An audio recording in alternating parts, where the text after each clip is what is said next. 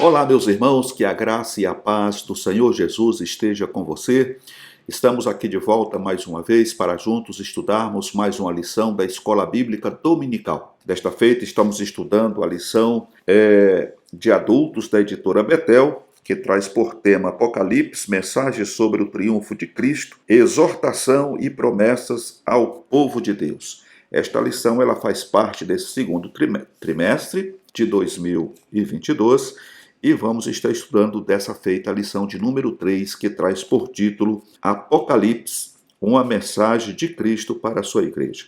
É de fundamental importância que nós venhamos meditar nesta palavra, colocá-la em prática, para que possamos entender a mensagem do Senhor Jesus para nós, como igreja do Senhor, nesta última hora. O texto áureo está dizendo assim, que dizia: o que vê, escreve-o em um livro e envia-o às 7 igrejas que estão na Ásia, a Éfeso, e a Esmirna, e a Pérgamo, e a Tiatira, e a Sardo, e a Filadélfia, e a Laodiceia. Apocalipse, capítulo 1, versículo de número 11. A verdade aplicada também diz: a expectativa do retorno de Cristo deve produzir na igreja atitudes de vigilância, oração, quebrantamento, santificação na direção do Espírito Santo. Então, essa é a verdade aplicada. Então, pelo que nós vimos aqui no texto áureo e pelo que já vemos aqui na verdade aplicada, a gente já tem aí uma noção do que o Senhor Jesus requer de cada irmão, de cada irmã e, por que não dizer, da sua igreja. São atitudes que precisamos ter, estarmos vigilantes em oração, tem que vigiar e orar, como o próprio Senhor Jesus orientou. Precisamos estar sempre com o nosso coração quebrantado. Isso fala de humildade, de reconhecimento do poder de Deus. Temos que nos santificar e nos santificar. Nós já falamos em lições anteriores que a santificação é um processo e que esse processo ele é conseguido à medida que eu, você, nós damos espaço para que o Espírito Santo venha trabalhar em nós. E aí, à medida que nós vamos sendo santificados, nós passamos a produzir os frutos concernente ao Espírito. Temos que estar na direção do Espírito Santo, ou seja, sob a direção. Então, quem nos dirige é o Espírito Santo. Ele é aquele outro consolador que Jesus prometeu à sua igreja, aos discípulos. Se eu não for, o outro consolador não virá a vós. Mas se eu for, ele virá. E ele virá e ficará com vocês para sempre. Em outras palavras. Mas é exatamente isso que o Senhor Jesus está dizendo. Se eu não voltar ao Pai, o Espírito não vem. Mas se eu for, ele virá. E ele virá para permanecer com vocês para sempre. E é ele que vai orientar vocês, vai guiar vocês e vai, inclusive, fazer vocês lembrar de tudo que eu já disse que vocês não estão lembrando. Então, essa é a função do Espírito Santo. Além de nos conduzir por caminho seguro, nos libertando da natureza carnal, que nós falamos já na lição anterior, essa natureza que luta com o Espírito e ela quer de todas as formas prevalecer. Ok, meus amados irmãos? Dito isso, vamos aqui aos objetivos da lição, são 3, e o primeiro deles é mostrar a necessidade de arrependimento. Sem arrependimento não há remissão de pecado, sem confissão e arrependimento não há remissão de pecado. E segundo, ensinar que a promessa é para aquele que vencer. Portanto, nós temos aí uma grande peleja, nós temos que vencer todos os desafios que estão diante de nós e de antemão sabemos que nós não conseguimos vencer sozinho. Então, é essencial e necessário que tenhamos essa companhia maravilhosa do Espírito Santo conosco, porque somente por intermédio dele e por ele nós conseguiremos vencer. Louvado seja o nome do Senhor. E em terceiro, incentivar o relacionamento com o Espírito Santo. Então, o objetivo da aula de hoje são esses 3 pontos: mostrar a necessidade de reconhecermos os nossos erros, nos arrepender, porque, como já frisamos, sem arrependimento não há perdão. Segundo, precisamos estar ensinando, vamos ensinar que a promessa a promessa é para aquele que vencer. Então, há uma luta, há uma dificuldade, mas nada que seja impossível que eu e você, nós, não venhamos conseguir. E em terceiro, o objetivo da lição de hoje é incentivar-nos a termos um relacionamento com o Espírito Santo, o mais estreito possível, porque só assim nós seremos, como disse Paulo, mais do que vencedores. Ok, meus irmãos? A leitura do texto de referência está registrada em Apocalipse, no capítulo 2, a partir do versículo 1, depois, ou melhor, versículo 1 e depois o Apocalipse, capítulo 3, do verso 19 a 22. O versículo 1 do capítulo 2 diz assim: Escreve ao anjo da igreja que está em Éfeso. Isto diz aquele que tem na sua destra as 7 estrelas, que anda no meio dos 7 castiçais de ouro. Aí o capítulo 3, verso 19 diz assim: Eu repreendo e castigo a todos quantos amo. Sê, pois, zeloso e arrepende-te. Eis que estou à porta e bato. Se alguém ouvir a minha voz e abrir a porta, entrarei em sua casa e com ele cearei e ele comigo. Ao que vencer, lhe concederei que se assente comigo no meu trono, assim como eu venci e me assentei com meu Pai no seu trono. Quem tem ouvidos, ouça o que o Espírito diz às igrejas. Então, esse é a leitura base, ou básica para esse estudo, e a nossa oração hoje, ela deve estar focada para que o Senhor venha trazer o despertamento para cada um de nós, para que possamos permanecer firme na fé. Oremos para que a Igreja de Cristo permaneça na fé. E quando fala Igreja de Cristo, automaticamente está falando da minha pessoa, está falando da sua pessoa, está falando de todos nós que hoje compõem a Igreja de nosso Senhor Jesus Cristo. Louvado seja o nome do Senhor. Na aula de hoje, veremos que nas mensagens à Igreja da Ásia, Cristo tem uma mensagem para a sua Igreja hoje, diante dos desafios e perigos que espreitam contra a nossa fé. Devemos permanecer firmes na palavra de Deus e dependentes do Espírito Santo. Então, o que nós já mencionamos aqui no início, está sendo aqui confirmado pela introdução desta aula. Precisamos nos tornar dependentes do Espírito. Na época em que Jesus esteve aqui com os discípulos, eles dependiam 100% dos discípulos, em todas as áreas. Se você analisar os evangelhos, como é considerado aí os 4 livros históricos, dos evangelhos, você vai perceber que Jesus cuidou de todas as coisas enquanto com os discípulos, ou enquanto ele esteve com os discípulos. Ele proveu todas as necessidades que eles necessitavam, que eles precisavam. E hoje nós devemos depender 100% do Espírito Santo, porque ele é o Consolador que o Senhor enviou para estar conosco para sempre. E quando o Senhor fala para sempre, ele está dizendo que nós estaremos com o Espírito Santo aqui nessa dispensação, e ao retornarmos ao Pai, seja por intermédio da morte ou pelo arrebatamento da igreja coletivamente, ele vai estar conosco, porque ele será o Cicerone, aquele que vai nos levar ao encontro do Senhor nos ares. Ok, meus amados irmãos? Então, o Espírito Santo ele veio para ficar e está comigo, está com você. Ele habita em mim, ele habita em você, ele habita em nós. Louvado seja o nome do Senhor. E o Senhor Jesus diz que pelo Espírito Santo ele estaria conosco todos os dias, até a consumação dos séculos.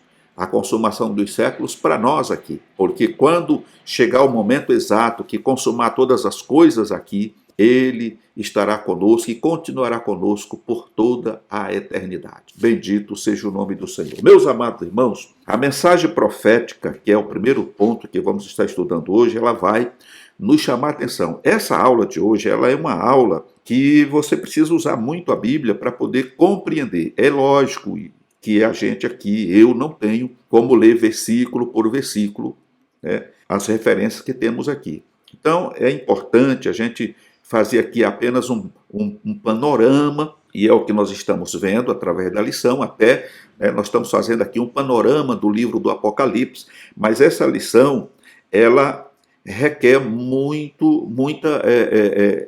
muita investigação, né? Digamos assim. A gente precisa, para compreender a mensagem que está inserida aqui, a gente precisa visualizar alguns textos, alguns versículos, para chegar a uma boa compreensão. No entanto, já fizemos aqui um apanhado e a gente vai estar passando as referências, como sempre temos feito, e aí cabe a cada irmão, a cada irmã, em particular, se tem a lição, fazer, né, essas leituras para poder entender com mais profundidade e não ficar sem nenhuma dúvida sobre o que está sendo registrado ou sobre o que está registrado aqui na lição. Então, na lição anterior, tivemos o nosso primeiro contato com as 7 igrejas da Ásia. Está registrado em Apocalipse, capítulo 1, verso 4 e verso 11. Nos capítulos 2 e 3 do livro do Apocalipse, Jesus, aquele que tem na sua destra as 7 estrelas, que anda no meio dos 7 castiçais de ouro, Apocalipse 2 e 1, traz uma mensagem direcionada a cada uma delas. Devemos lembrar que, nos momentos finais de seu ministério terreno, Jesus disse que estaria sempre com a sua igreja, conforme já citamos aí Mateus capítulo 28, verso 20. Veremos, portanto, na mensagem às 7 igrejas, o cuidado divino com a sua igreja em todos os tempos. Então, o primeiro ponto aqui, que é esse ponto de contato, nós começamos a ver isso na lição anterior e agora vamos nos aprofundar um pouco mais sobre o cuidado do Senhor Jesus com a sua igreja. Ele fez aí um direcionamento pedindo para que João escrevesse as 7 igrejas da Ásia, e aí nós vamos estar vendo uma por uma, e se você ler esse texto lá no livro do Apocalipse, você vai perceber a condição de cada uma delas, como elas estavam naquele momento. Então isso demonstra que o Senhor Jesus ele tem uma visão ampla, e ele sabe como está a sua igreja. Tá? Ele conhece todas as coisas. E ele sabe o que precisa ser melhorado, aquilo que precisa ser mudado, enfim, ele tem todas as informações. Então, quando ele passa essa informação para João, ele não está dizendo para João ir investigar essas igrejas. Olha, vai ver o que está acontecendo na igreja A, na igreja B, na igreja C. Não, o Senhor já tem um relatório. E aí, como vimos aqui na conclusão, o Senhor Jesus, ele conhece a sua igreja e ele tem um cuidado com a sua igreja em todos os tempos. Ele está olhando para a igreja, ele está acompanhando o desenvolvimento dessa igreja, ele está vendo a maneira como cada líder, cada pastor, cada dirigente está se comportando diante da igreja do Senhor. E ele, com certeza, está cobrando, né, melhorias em algumas áreas, mudança em outras, enfim, porque ele quer que a igreja cresça no conhecimento de Deus e da sua palavra, e para isso o Espírito Santo ficou incumbido de dar essa diretriz. Então, nós vamos estar vendo aqui de uma maneira, né, direta qual o desejo do Senhor Jesus para a igreja nos dias atuais, nos espelhando nessas 7 igrejas da Ásia. Ok, meus amados irmãos? E aí surge uma pergunta, a primeira pergunta aqui do tópico 1, quando diz, por que 7 igrejas da Ásia? É o que nós vamos estar vendo.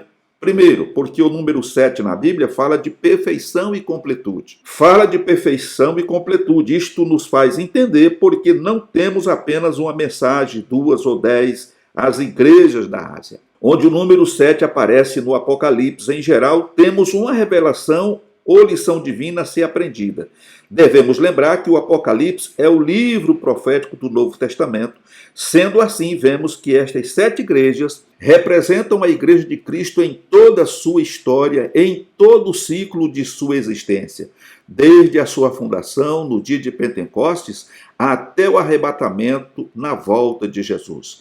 E estas mensagens mostram Cristo falando com sua igreja em todo este tempo, o ciclo. É reconfortante sabermos que servimos a um Deus que não nos esquece e que sempre cuida de nós. Aí o pastor Gilberto, ele coloca aqui uma referência onde ele diz que o fato de haver outras igrejas na região e terem sido escolhidas apenas estas 7 igrejas indicam que elas eram representativas do ciclo completo da igreja da história da igreja. As 7 cartas falam também de condições espirituais prevalecentes nessas igrejas no tempo de João e que caracterizam a igreja em todos os tempos. Então, como nós dissemos no início, o Senhor usa as 7 igrejas da Ásia para trazer exemplos de santidade, de pureza, mas também de corrupção, né? De confiança própria, de se achar a igreja mais importante. E se a gente olhar para a realidade hoje, nós não estamos diferentes dessas igrejas. Então, quando Jesus faz essa representação, né, por intermédio de João, as 7 igrejas, ele estava mostrando a realidade da igreja não só naquela época, mas em todos os tempos, conforme vimos aqui através desse comentário. Então hoje a gente pode observar que tem igrejas que se orgulham da sua pompa, de todo aquele poderio, igrejas ricas, né? Existem igrejas ricas, grandes monumentos onde as pessoas se reúnem para adorar a Deus. Então nós vamos ver o simbolismo disso quando o Senhor diz assim, rica sou, não tenho necessidade de nada, e aí o Senhor adverte dizendo assim, mas você não está sabendo que você é um coitado, é um pobre, é um cego, é um nu. Por quê? Porque encheu-se de glória, esnobou nas riquezas, mas empobreceu espiritualmente. Então, essa é uma advertência para nós, como igreja do Senhor Jesus, até a volta dele. Precisamos tomar cuidado. Podemos ter grandes e suntuosos templos? Sim, podemos. Não é necessário, mas podemos ter sim. As pessoas estão fazendo. Hoje há uma disputa muito grande, quem constrói o maior templo, o mais bonito, né? Como assim, nós precisamos ter um templo que se torne o cartão postal da cidade. As pessoas precisam ver o templo da igreja fulana de tal como um cartão postal. Sinceramente, eu acho que isso é um desperdício de tempo, de dinheiro, né? Porque tudo isso poderia ser revertido em bens para a comunidade e, inclusive, para sustentar melhor os missionários que estão trabalhando em outros países, levando esse evangelho, porque há uma necessidade de se pregar o evangelho em testemunho a todas as gentes para que depois chegue o fim. Então, nós vemos aí, infelizmente, muitos missionários passando necessidade, passando fome, né?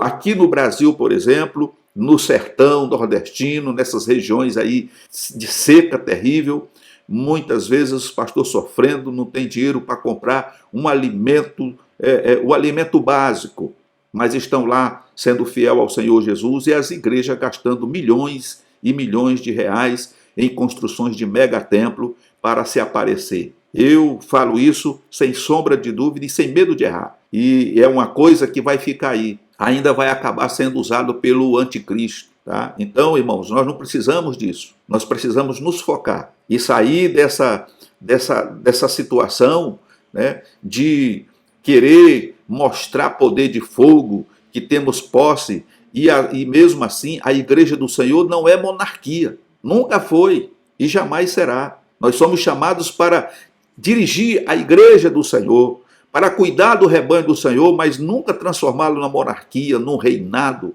com sucessão de pai para filho e aquela coisa toda. Precisamos cuidar. Quem se dispõe a fazer o trabalho do Senhor, a Bíblia diz que digno é o obreiro do seu salário. Então, se o irmão foi para um campo onde não tem recurso, mas ele está ali por amor às almas e precisamos conquistá-las, precisamos tratar esses irmãos com a devida, né, benevolência, porque precisa ter, e precisamos dar a ele todo o suporte necessário para que ele faça um bom trabalho para Deus e não seja escandalizado a obra do Senhor.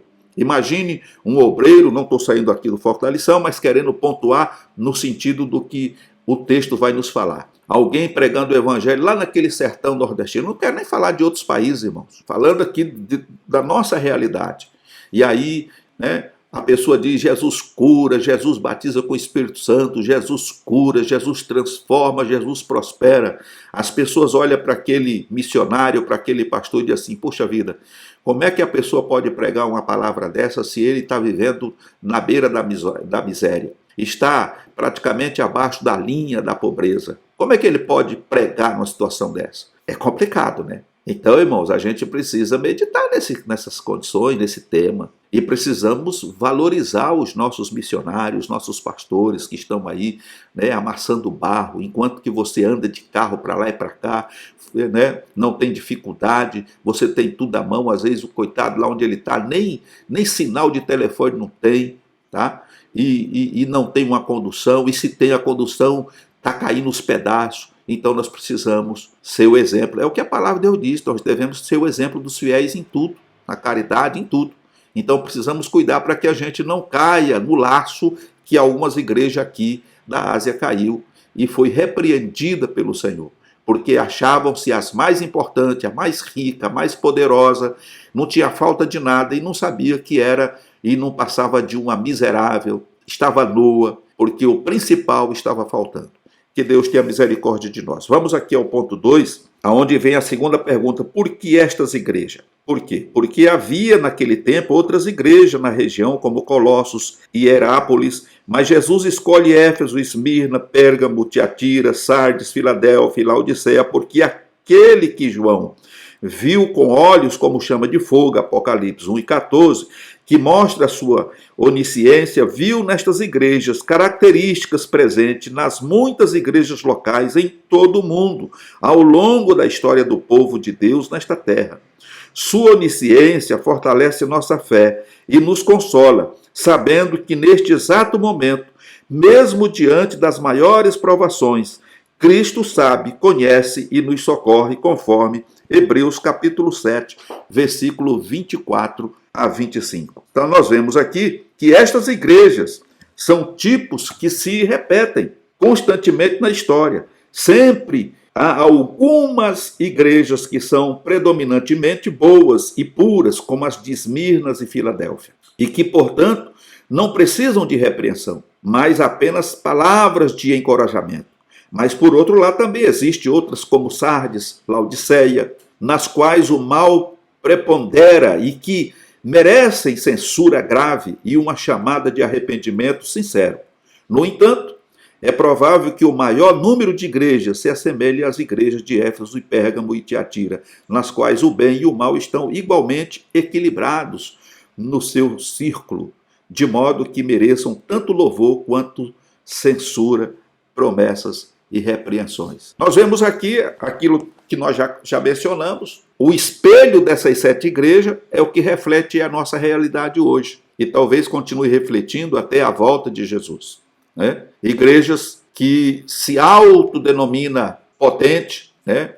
Grandes potências, em poder aquisitivo, e muitos irmãos que contribuem, que ajudam a conquistar esse poderio, são excluídos da comunidade e daquela vida, né, comum ou incomum, como acontecia na primeira igreja lá de Atos. É complicado isso, mas nós sabemos aqui, e o consolo que nós temos é que o Senhor Jesus está contemplando a cada um. Nós vimos aqui que o texto falando sobre a igreja, né, que não precisou ser repreendida, mas foi elogiada. E vemos as demais igrejas que elas conviviam com o mal e o bem num equilíbrio. De um lado fazia o bem, do outro lado cometia os erros, o mal, menosprezavam. Então essas igrejas, elas recebem elogio por estarem, como digo, elas recebem o elogio por um lado, por se manterem, mas por outro lado são repreendidas porque é como se estivessem em cima do muro. Não tomou uma posição. E para servir o Senhor Jesus, nós temos que escolher um lado. Se o Senhor Jesus, através do Espírito Santo, traz mudança, transformação, e a palavra de Deus diz que nós devemos ser santos, porque o Senhor nosso Deus é santo, então nós não podemos abrigar o mal, não podemos ser maldosos, não podemos excluir ninguém, não podemos fazer vista grossa com aqueles que estão sofrendo, e esse é o maior cuidado, é a preocupação. Não podemos achar que somos o dono da verdade, que tudo aquilo nos pertence, porque a igreja do Senhor não pertence a mim, nem a líder nenhum. A igreja pertence a Cristo, foi Ele que deu a vida por ela. Nós somos apenas mordomos e precisamos saber administrar tudo aquilo que vem à nossa mão de maneira que ninguém sofra. Pelo contrário, nós precisamos ajudá-los para que eles possam estar bem diante de Deus, possam também frutificar diante do Senhor, porque diante de Deus não há não há rico, não há pobre, não há bonito ou feio, todos pertencem ao corpo de Cristo e ele almeja que todos sejam tratados da mesma forma e do mesmo modo. Amém, meus amados irmãos? No terceiro tópico vem falando sobre advertência para os nossos dias. Após tanto tempo decorrido da revelação dada a João sobre o estado daquelas igrejas, é preciso sermos sensíveis à palavra de Deus que chegou até nós e à ação do Espírito Santo que continua avisando ao povo de Deus acerca dos perigos que rondam a igreja, buscando desviar os discípulos de Cristo do caminho da santificação, do fervor espiritual, temor a Deus e comodismo e conformismo com os valores e costumes mundanos. O apóstolo Paulo exortou: examinai-vos, provai-vos a vós mesmo. É necessário um exercício diário para buscar manter a pureza doutrinária, uma vida piedosa e de adoração sincera. Em seu sermão profético, portanto, bem antes das mensagens às igrejas da Ásia, o Senhor Jesus já alertava: perseverar, olhai, vigiai e orai. Não vos ache dormindo. Por quê? Porque vai chegar o momento, principalmente o momento do arrebatamento da igreja, que muitos vão estar inseridos nesse contexto aqui, né? Muitos não vigiam mais.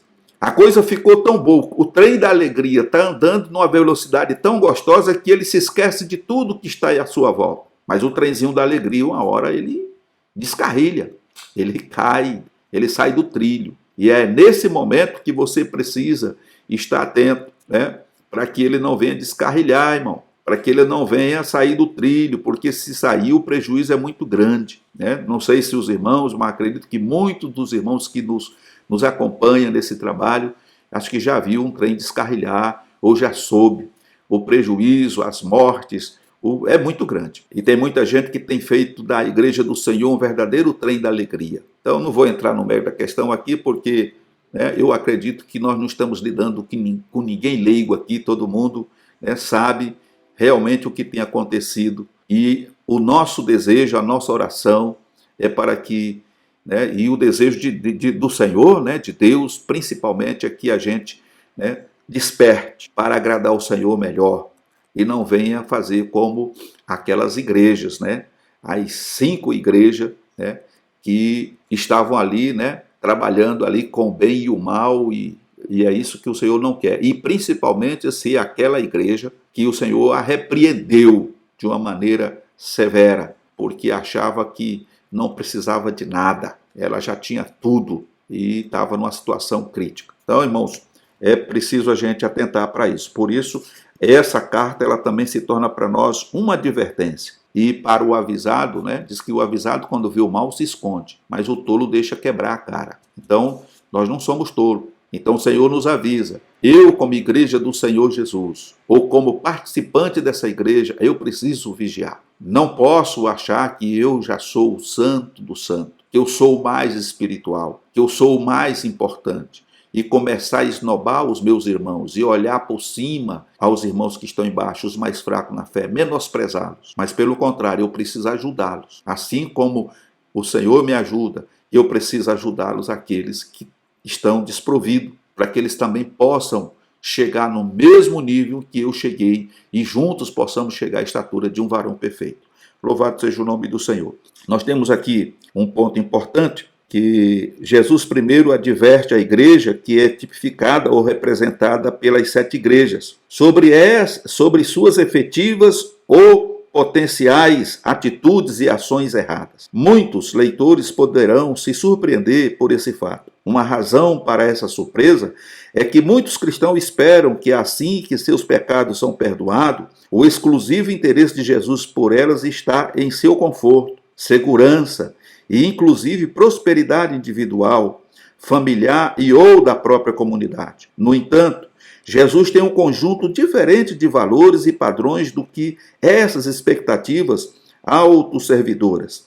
Os padrões de Jesus são a fé, a santidade, a verdade e etc. O que eu quis dizer com isso? O que o comentarista aqui, através da teologia bíblica pentecostal, está passando para nós? É que hoje, diante dos ensinos que nós temos aí, principalmente nessa questão aí da teologia da prosperidade, a mensagem deles é essa: você vem para Jesus e você sai da miséria, você sai da pobreza, você vai ser rico, você vai ser um empresário, você vai fazer aí as 7 correntes, você vai passar pelo portal do véu, você vai levar para casa a rosa ungida.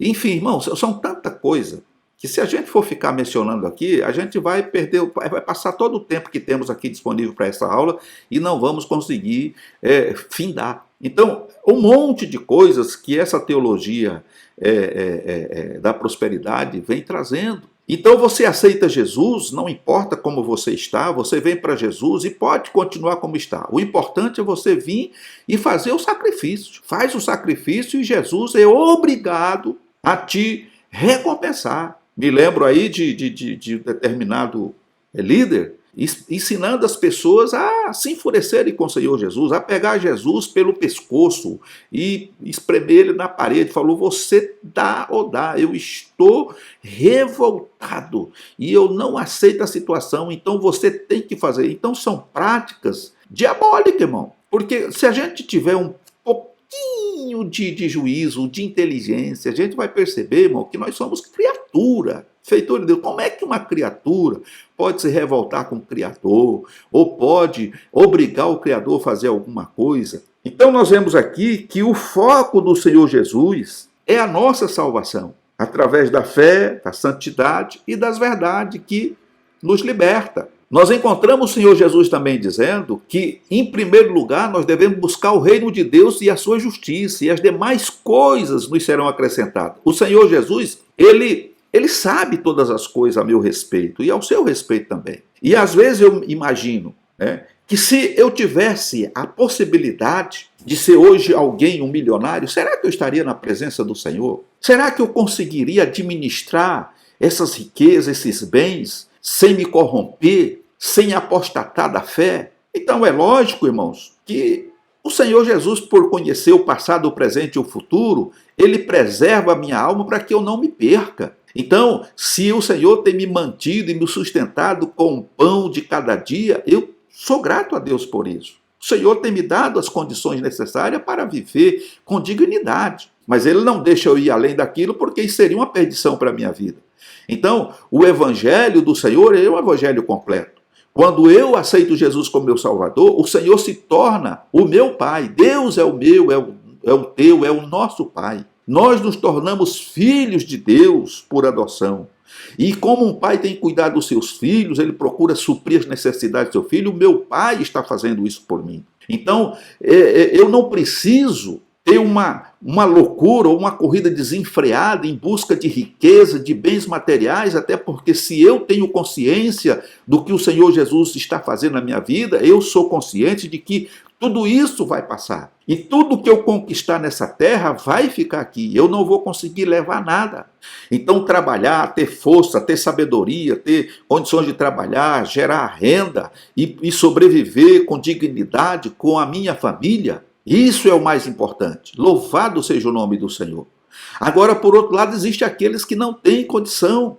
Então, aí é que entra a compaixão, a caridade, a empatia, para poder ajudar aqueles irmãozinhos mais fracos, para que eles também tenham condições de sobreviver, de viver uma vida com dignidade. Tá certo, meus amados irmãos? E aí, quando a gente entende essas coisas, você vai saber que tudo isso não tem nenhum valor para o reino de Deus. Você ganhar na Mega Sena, construir, fazer sacrifícios e um monte de coisa para poder ser um empresário de sucesso, conseguir muitas casas, carro novo e essas coisas. Irmãos, isso aí é supérfluo. O mais importante é a nossa salvação. O mais importante de tudo foi o perdão dos nossos pecados, foi o Senhor Jesus ter pago o preço, ter nos resgatado das mãos do nosso inimigo. Então isso é importante. Trabalhar é importante, mas Deus tem te capacitado, Deus tem te dado sabedoria, estudar, se preparar para poder galgar uma melhor posição na empresa, poder passar num concurso. Isso tudo faz parte da vida do cristão e é necessário. Você não pode se acomodar, tá certo? Então você precisa buscar essas coisas, mas nunca tendo ela como prioridade na sua vida. Isso é prioritário. Não, prioritário é Deus. É o Espírito Santo que está em você. E tudo deve ser feito de acordo com a vontade do Pai. É por isso que nós precisamos orar ao Senhor e conversar com Ele, porque quando falo em orar, nada mais é do que conversar com o nosso Pai. Senhor, eu estou pensando nisso e nisso e nisso, eu gostaria de fazer assim, assim, o Senhor aprova isto, me mostra se eu devo ir adiante, me dá as condições necessárias, etc e tal. É claro que Deus, ele tem interesse que você prospere. É claro que Deus tem interesse em que você tenha um bom emprego, que você tenha condições financeiras para ter uma vida de dignidade, inclusive ajudar a comunidade. Agora, você abre mão da salvação e de tudo e se focar naquilo, como a gente tem visto na prática, isso aí já é um perigo, porque a riqueza passa, o mundo passa, a sua concupiscência passa. Só permanece aqueles que fazem a vontade do Senhor. Esses permanecerão para sempre. Louvado seja o nome do Senhor. Aqui no ponto 2, nós vamos ver aqui sobre a questão da mensagem de Cristo. E aí vemos que as mensagens às 7 igrejas da Ásia são um verdadeiro raio-x na igreja de Cristo, mostrando características e qualidades admiráveis, mas sem esconder erros, desvios doutrinários e fracassos morais e espirituais. Jesus trata diretamente com a sua noiva e admoesta a fim de que haja despertamento, mudança profunda e perene. Cada uma das mensagens são uma forte trombeta de Deus, tocando até que chegue finalmente a última trombeta, conforme está registrado em 1 Coríntios capítulo 15 e verso 52. Então nós vemos aqui que a mensagem de Cristo, ela é uma mensagem explícita a essas 7 igrejas, e por que não dizer às igrejas da modernidade, ou desse pós-modernidade, aonde o Senhor está descortinando tanto o bem que essa igreja está praticando por intermédio dos seus líderes, como o mal que está sendo praticado.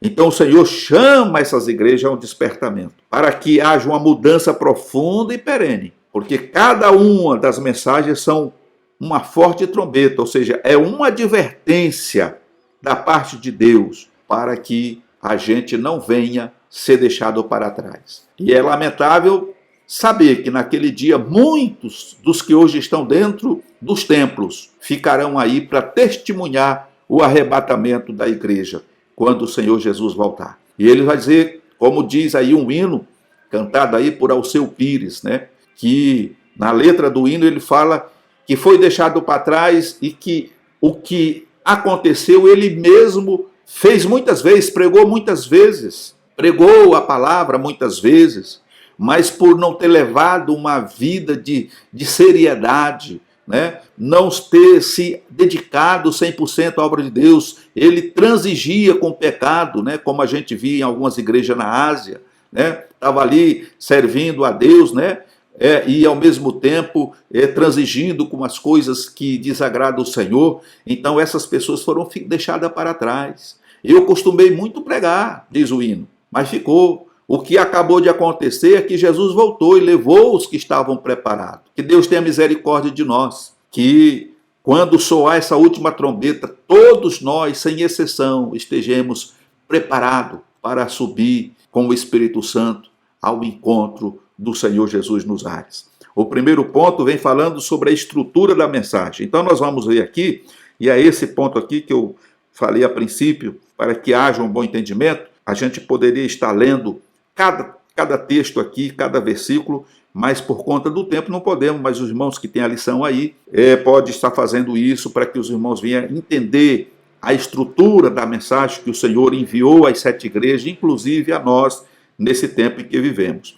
Ao estudar as mensagens às 7 igrejas da Ásia de uma forma mais minuciosa, um detalhe muito importante não pode deixar de ser observado. As mensagens possuem 5 pontos em comum. O primeiro dele revela vários títulos e atributos de Cristo, conforme está registrado em Apocalipse, capítulo 2, verso de 1 a 8, versículo 12. 18, capítulo 3, verso de 1 a 7, versículo 14. Segundo, qualidade encontrada naquelas igrejas, Apocalipse 2, versículo de 2 a 3, versículo 6, versículo 9, versículo 13, versículo 19, capítulo 3, versículo 4 e versículo 8. E terceiro, exortação, aí vem a exortação que ele transmite àquelas igrejas, Apocalipse 2, verso 4, do versículo 14 a 15, depois do versículo 20 a 23, depois capítulo 3 do verso 1 a 2, depois do versículo 15 a 17, e quarto, conselho e ordens. Aí o Senhor, diante da exortação que ele dá para aquelas igrejas que estavam ali, né, entre o santo e o profano, porque era isso que acontecia, aí o Senhor vem trazendo o conselho e vem trazendo ordens, né? Ele ordena, né, para que elas se consertem, para que ela ande pelo caminho verdadeiro, etc. Né? Então aí nós encontramos as referências de Apocalipse 2, verso 5, versículo 10, versículo 16, versículo 25, depois o capítulo 3, do verso 9 a 11, depois o versículo 18 a 20, e depois, por fim, no quinto ponto, ele fala das promessas ao que vencer. Por quê? Porque diante do frigir dos ovos, irmãos, aqui, diante de tudo que o Senhor, ele mostra e exorta e aconselha, o ponto crucial e final, o vencer. Não é você caminhar um período dentro da vontade do Senhor e depois se desviar e lá no fim ser, né, como diz, ser deixado para trás, ser excluído. Mas o segredo é fazer a vontade de Deus, andar dentro da vontade de Deus e ir até o fim. Porque é quem chega no fim é que vai ser salvo. Ser fiel até a morte e dar-te-ei a coroa da vida. Ao que vencer, herdará todas as coisas. E aqui no Apocalipse nós encontramos todas essas promessas vindas da parte de Deus. E aí nós temos aí a Apocalipse capítulo 2, verso 7, 11, 17, 26 a 28, capítulo 3, 4 a 5, depois 12 e 21 a 22. E nisso podemos aprender uma lição importante em tempos de inversão de valores e desrespeito à família. Deus vê além da aparência das coisas. Ele sabe o que somos realmente. Aquele que diz, conheço as tuas obras, sabe também o motivo pelo qual fazemos. Então, diante do olhar do Senhor Jesus, nada escapa, porque ele tem os seus olhos como chama de fogo. O Senhor, quando olha para mim, para você, para nós, ele não olha apenas o que está no exterior, no físico, mas o Senhor, ele olha o interior, ele vê o que está dentro e ele consegue discernir os pensamentos. Ele sabe o que eu estou pensando, ele sabe se o que eu estou dizendo está ligado com aquilo que eu penso, ou se eu falo uma coisa e estou fazendo outra. Então o Senhor conhece todas as coisas. Então a advertência que ele dá àquelas igrejas é a mesma que ele dá para nós. Ele está nos exortando a mudar de atitude, nos aconselhando que andando de uma maneira reta vai ser melhor para nós e no final nós não seremos deixados para trás. Então, no tópico 2, no ponto 2, nós temos aqui a oportunidade de arrependimento. Então, nós vemos aqui que das 7 igrejas da Ásia, apenas 2 não receberam exortações ao arrependimento. Essas igrejas foram Esmirna e Filadélfia. Ao mesmo tempo que Cristo expõe os erros e desvios doutrinários que vemos nelas oferece, em sua longanimidade, tempo para a mudança. E diz aqui o texto, abre aspas, e dei-lhe tempo para que se arrependesse da sua prostituição e não se arrependeu. Apocalipse capítulo 2, verso 21. Então a igreja que se prostitui, mas como acontece isso, irmão Elias? Como é que isso é possível? Uma igreja se prostituir? Através dos ensinamentos falsos. Você está adulterando a palavra, dizendo muitas das vezes o que o Senhor não está dizendo. Isso aconteceu no passado, quando você olha para o Antigo Testamento, né? Muitos sacerdotes estavam fazendo uso disso, estavam aplicando a palavra, porque a função do sacerdote naquela época qual era? Era interceder diante de Deus pelo povo. E o profeta, ele trazia a mensagem de Deus para o povo. Então, ali começou a ver, quando o povo de Israel começa a se afastar da presença de Deus, então começa a surgir essas mensagens falsas. Então, eles começaram a colocar coisas que não estavam, né, dentro daquilo que Deus tinha transmitido. E hoje a gente tem visto isso, como já citamos aí. Né? Existe hoje aí um problema muito sério com essas indulgências. Né? São verdadeiras indulgências. Querem levar as pessoas a Cristo por meio de indulgências, trazendo paliativos. E aí nós vemos aqui que o Senhor ele dá oportunidade de arrependimento, trazendo misturas para dentro da igreja, né? Fazendo coisas que não agradam o Senhor, acendendo fogo estranho no altar. Então isso não pode acontecer. Então Deus está dando tempo, conforme deu para aquelas igrejas, e dê-lhe tempo para que se arrependesse da sua prostituição, e não se arrependeu. Agora mesmo ele ainda espera pacientemente pelos frutos do arrependimento daquele que caiu ou fracassou em sua fé, antes do juízo futuro. Jesus oferece em sua graça uma oportunidade, conforme registra Tiago, capítulo 4, verso 8. Este arrependimento, não acontecendo, dará lugar ao juízo divino, conforme aí registra Apocalipse 22 e 15. Então, irmãos, quando a gente fala da igreja de Esmirna, a gente está falando da igreja, dessas igrejas, melhor dizendo, que estavam se prostituindo, trazendo esse misticismo para o seio da igreja, trazendo um evangelho fermentado, trazendo um ensinamento errôneo e levando as pessoas a uma crença diferente daquela que deve ser no Cristo ressurreto. Então, isso está falando com a igreja e individualmente com cada um de nós. Porque nós, irmãos, conforme diz o Senhor, se você julga estar em pé, cuidado, vigie para que não caia. Então, isso fala para mim, em particular, fala para você. Como está a minha vida diante do Senhor? Eu estou no centro da vontade de Deus, eu estou obedecendo a palavra de Deus, eu estou cumprindo com a palavra de Deus, eu estou enganando a mim mesmo, usando uma máscara, fingindo ser um cristão, fingindo ser um líder. Então são coisas que precisa. Examine-se, pois, o homem a si mesmo, diz o apóstolo Paulo. Examine. Então esse exame precisa ser feito, eu diria que isso deve ser feito dioturnamente. Examine-se, pois, o homem a si mesmo. E veja se é digno de estar na presença do Senhor ou de participar do corpo e do sangue do Senhor naquele ato simbólico da Santa Ceia. Ok, meus amados irmãos? Por outro lado, nós vemos aqui, no ponto 3, a promessa de Cristo. De forma geral, promessa é o compromisso que alguém assume de fazer, dar ou dizer alguma coisa. A promessa pode ser feita verbalmente ou por escrito. Jesus fez muitas promessas e fez questão de registrá-las para que nós fôssemos alcançados por elas. A Bíblia tem muitas promessas. A primeira promessa ainda no Éden fala da primeira vinda de Cristo, lá em Gênesis, capítulo 3,15. O derramamento do Espírito, Joel, capítulo 2, verso 28.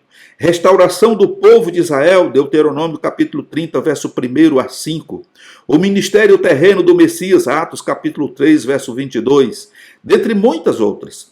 Nas mensagens às 7 igrejas da Ásia, todas terminam com promessas que falam da igreja reinando com Cristo. Apocalipse capítulo 2, do versículo 26 a 27, capítulo 3, verso 21, e da vida eterna, Apocalipse 2, verso 7, 11, 17, e capítulo 3, verso 5 e versículo 12. As promessas de Cristo para a sua igreja são um conforto diante das lutas desta vida e a certeza de que a morte, para os que o servem a Cristo, é apenas temporária, pois está reservada para os salvos a vida eterna com Cristo, conforme João, capítulo 11 e verso 25. As promessas de Cristo, elas são reais. É real para aquele que permanece firme na presença do Senhor. Então, o Senhor tem prometido a vida eterna, assim como vimos aqui as referências. O Senhor nunca deu uma palavra vazia, porque o que acontece na prática, infelizmente, e tem indeterminadas vezes, irmãos, a gente nem registrando isso no livro e registrando em cartório resolve. As pessoas têm uma facilidade muito grande de falar e não cumprir. E às vezes, quando inquirido, mas o senhor falou isso? Não, eu não lembro que falei isso. Não, o senhor falou, estava fulano, ciclano. Não, eu acho que você está equivocado. Eu não falei, eu não quis dizer bem isso, não. Acho que você não entendeu. Essa é a realidade humana. As pessoas não têm palavra, não sustenta o que diz. E são coisas que funcionam pela conveniência. Então, quando é conveniente, a pessoa empenha a palavra, mas aquilo deixou de ser conveniência, ele esquece, ele nega e muitas vezes deixa você constrangido, porque você, como um homem de Deus, como uma mulher de Deus, a nossa palavra, pelo que o Senhor nos orienta, deve ser sim, sim, não, não. E o que passa disso é o quê? Procedência maligna. E aí a gente vê que tem muitos e muitas que estão vivendo debaixo dessa procedência maligna. Estão servindo mais ao maligno, ao diabo, do que a Deus. Se tornaram mentirosos. E o mentiroso é filho de quem? Infelizmente, essa é a realidade. Mas o Senhor Jesus, para que não viesse a acontecer o que hoje a gente vê na prática diante dos seres humanos, o Jesus ele fez questão de registrar. Então, ele registrou. E tudo que foi registrado e dito pelo Senhor a partir lá do Éden, conforme vimos aqui, se cumpriu, está se cumprindo. E hoje, para a igreja do Senhor, para mim, para você, para nós que estamos em Cristo e que deixamos de ser aquela velha criatura que vivia envolvida com a mentira, com o engano e com tudo mais que não presta, nós temos essa esperança. Que se morrermos antes da volta de Jesus, antes que Jesus volte para arrebatar a sua igreja, nós não precisamos estar preocupados, porque será um período momentâneo, conforme está dizendo aqui. Será algo temporário, porque o Senhor, Ele nos dará a vida eterna. Louvado seja o nome do Senhor. O que ele está dizendo com isso? É aquilo que Paulo já nos ensinou. Que naquele dia, na volta do Senhor Jesus, quando a trombeta soar, os mortos, aqueles que morreram em e com Cristo, ressuscitarão, receberão os seus corpos, não um corpo debilitado, massacrado, porque a gente nem sabe como que vai morrer. De repente morre queimado, morre atropelado, morre aí por conta de uma doença maldita, mas receberemos o nosso corpo glorificado e iremos ao encontro do Senhor Jesus dos ares. É isso que nos aguarda. Essa é a promessa do Senhor. E se todas as outras promessas que o Senhor fez, a partir lá do Éden, a partir do Gênesis, quando o homem caiu, se cumpriram na íntegra e estão se cumprindo, esta promessa ela é fiel e verdadeira e é digna de toda aceitação, porque foi o Senhor quem falou. E nós precisamos estar firmados nela, crendo nela, que não importa o que aconteça com o meu corpo físico, o importante é que naquele dia eu estarei diante do Senhor e nunca mais, por toda a eternidade, eu terei sofrimento, dor, angústia e nem choro, porque o Senhor diz que enxugará dos meus, dos teus e dos nossos olhos toda lágrima. Louvado seja o nome do Senhor Jesus. Então, meus queridos irmãos, indo agora para o tópico de número 3, para concluirmos esta lição, nós vamos ver aqui a mensagem do Espírito Santo. Nós vimos ali a mensagem de Jesus, né? A mensagem de Cristo, e agora temos aqui a mensagem do Espírito Santo. O Espírito Santo tem um papel vital na vida e existência da Igreja de Cristo. Sem o Espírito Santo, a igreja não mais existiria ou seria meramente um clube ou mais uma agremiação. Ele é o Consolador que nos dá poder para fazer a obra de Cristo neste mundo e, ao mesmo tempo, prepara a noiva para o arrebatamento. Então, a função primordial do Espírito Santo é manter a igreja ativa e viva.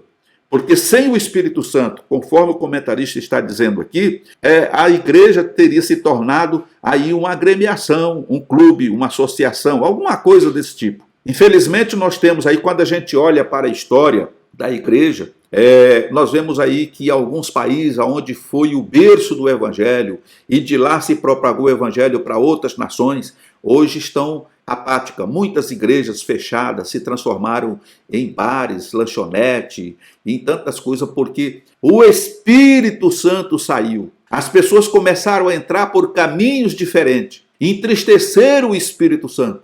E o Espírito Santo se afastou. E o resultado é que essas igrejas acabaram fechando.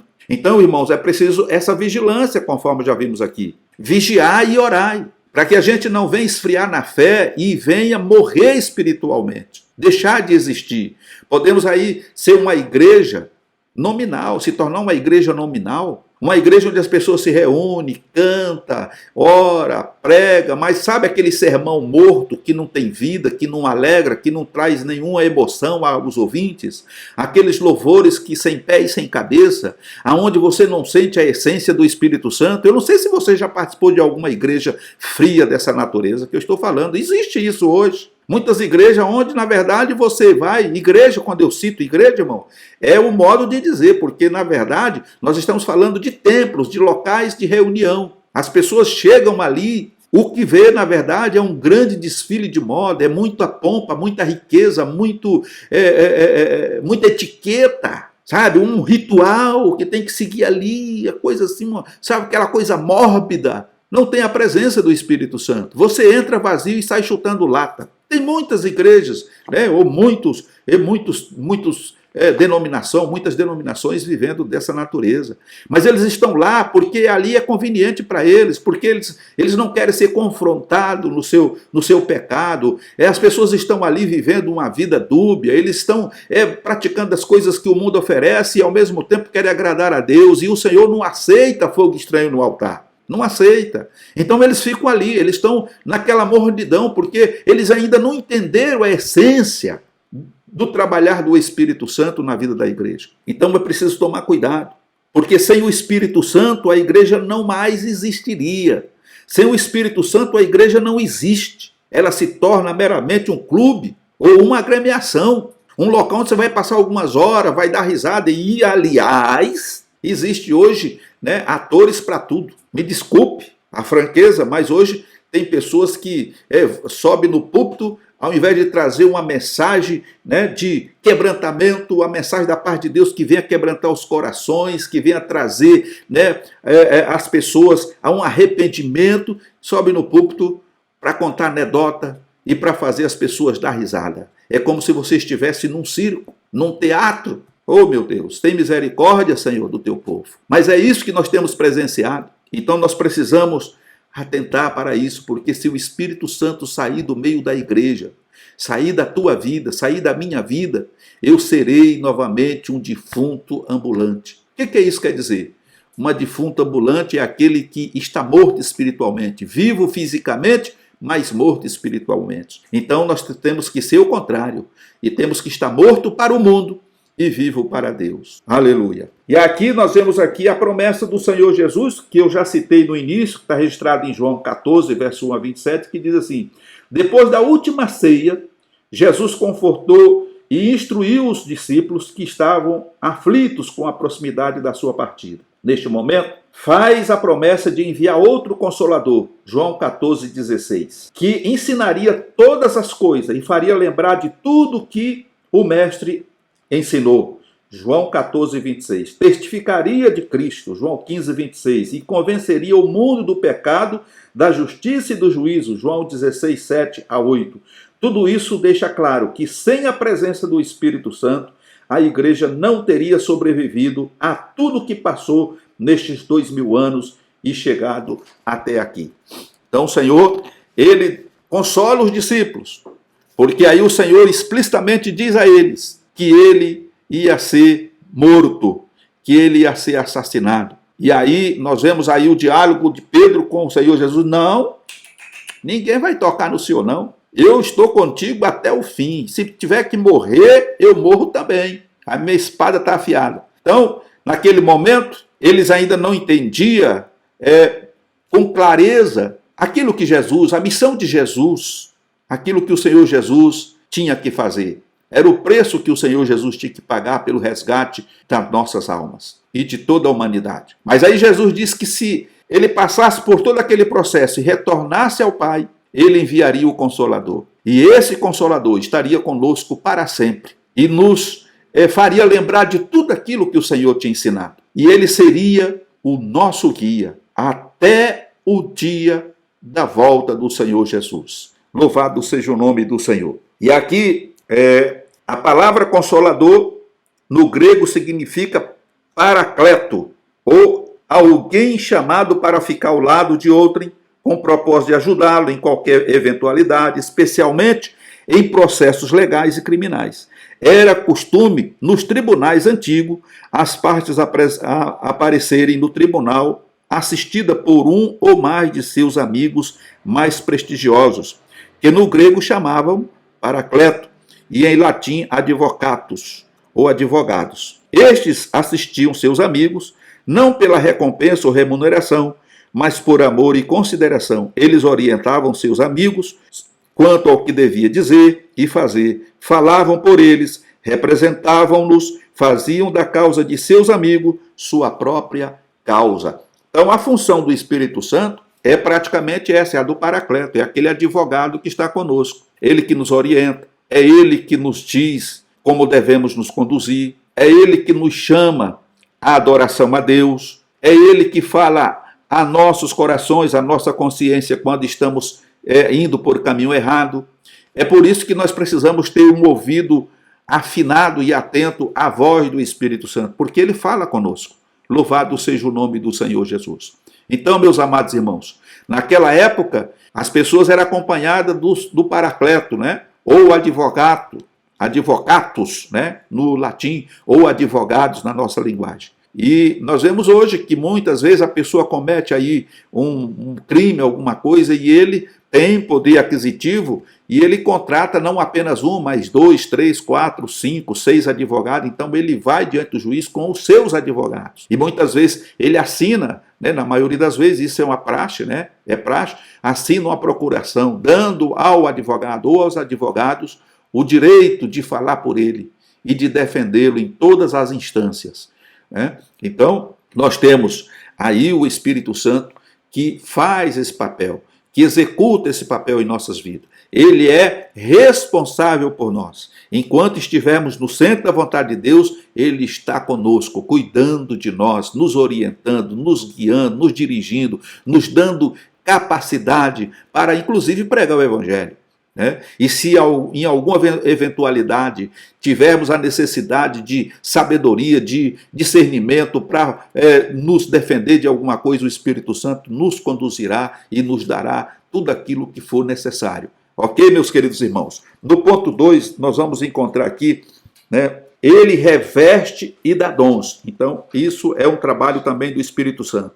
É o Espírito Santo que dá sentido e realiza na vida cristã. Só após o revestimento de poder, os discípulos estariam prontos para serem testemunhas de Jesus, conforme Lucas 24, 49. Ao ser revestido de poder, o cristão fala em línguas que são concedidas pelo Espírito, Atos 2 e 4. Os dons espirituais são do Espírito Santo e ele reparte na igreja como quer, 1 Coríntios 12, verso 11.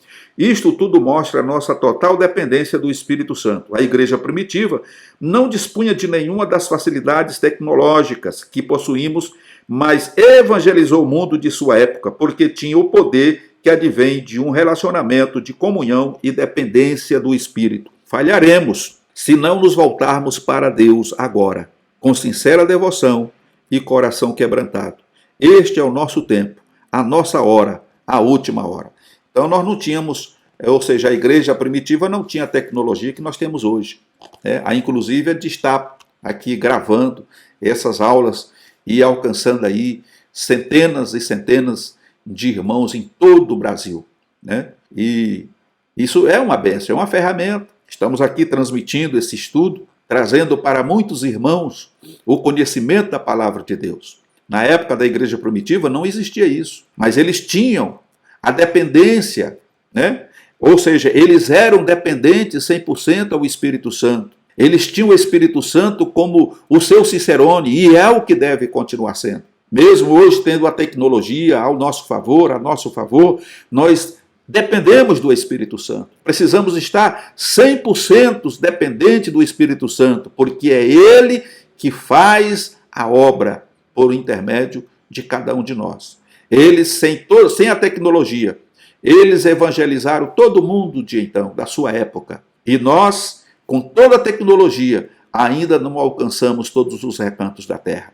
Então é preciso que a gente analise isso, porque, como diz o comentarista, este é o nosso tempo, a nossa hora, a última hora. E precisamos nos esforçar e fazer o trabalho na dependência do Espírito Santo. Porque nos esforçar tecnologicamente para ter os melhores equipamentos para fazer as transmissões que é necessária, e não tivermos essa dependência do Espírito Santo para nos guiar na vontade de Deus, porque é Ele que conhece a necessidade do ouvinte. Por isso, a nossa oração é: Senhor, me conduza através da Tua palavra, que ela seja transmitida através da minha boca e que ela vá de encontro com a necessidade do ouvinte, e que ela cumpra todos os desígnios para a qual está sendo enviada. Então essa deve ser a oração, porque é o Espírito Santo que conhece a necessidade do irmão, da irmã e de cada um de nós. Então essa palavra ela tem que ir de encontro, e ela só pode ir se ela estiver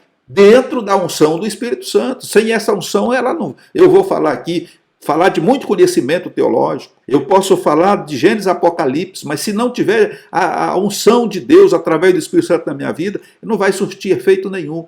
Os irmãos vão ouvir, mas não vão entender nada. E Paulo fala muito bem disso. Então, tudo que fizermos tem que ser na dependência do Espírito Santo.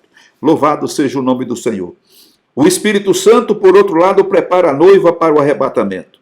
Em relação ao arrebatamento da igreja, o Espírito Santo tem um papel de vital importância, pois sendo o outro Consolador, está preparando, guiando, operando até o dia da volta de Cristo. Romanos 8, 11, 14 a 17, Éfeso capítulo 1, 14. Quando seremos glorificados com Cristo. Também nos adverte com relação ao perigo de entristecer o Espírito, sendo que fomos selados por ele para o dia da nossa redenção, Efésios capítulo 4, 30.